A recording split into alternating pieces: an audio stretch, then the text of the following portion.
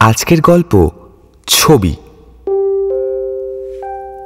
তারাপদবাবু ঈশ্বর মনস্ক লোক, রিটায়ার্ড, 10 বছর হলো। প্রতিদিনের মতো আজও সকালে ঠাকুর ঘরে সিংহাসনে বসানো সব দেবদেবীকে ধূপ দেখিয়ে উঠে পড়লেন। প্রায় যন্ত্রের মতো উনি ধূপ দেখান, এরপর সব ঘরগুলিতে ধূপ নিয়ে ঘুরতে থাকেন। কোনো ঘরে দাদুর ছবি, তো কোনো ঘরে ঠাকুমার ছবি, সেগুলোতে ধূপ দেখিয়ে এগিয়ে চললেন। বারান্দার প্রান্তে যেখানে বাবা মায়ের ছবি, সেখানে ধূপ দেখালেন।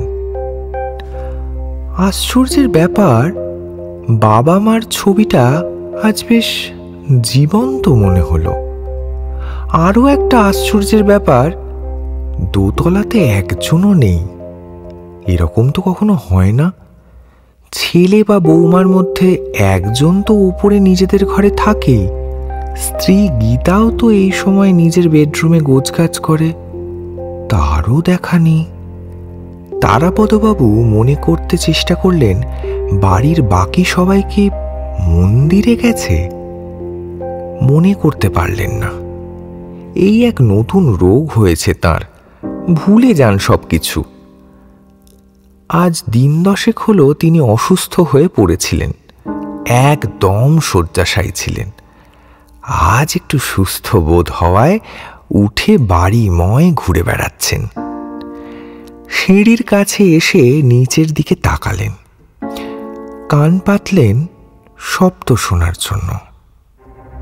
মনে হলো নিচে লোকজন আছে, মানে সবাই নিচের তলায়।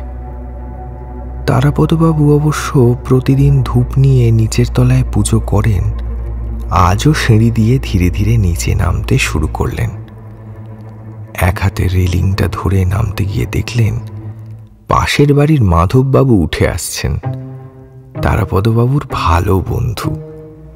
তারাপদবাবু তাকে দেখে হাসলেন, কিন্তু উনি তারাপদবাবুকে যেন দেখেও না দেখে চলে গেলেন। তারাপদবাবু মনে করার চেষ্টা করলেন তার সাথে মাধববাবুর কোনো রাগারাগি হয়েছে কিনা। মনে করতে পারলেন না, কিন্তু মনটা বড় খারাপ হয়ে গেল।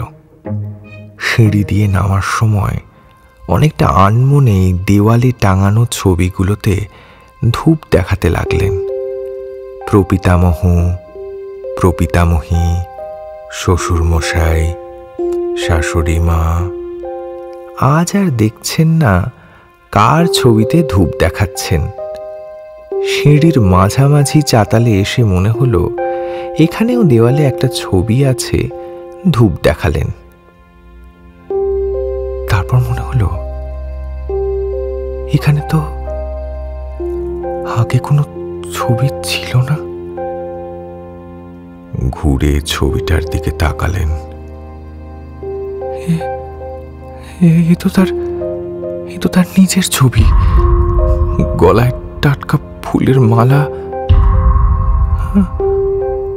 নিচে নিচে যেন কেউ কাঁদছে। গীতা কি?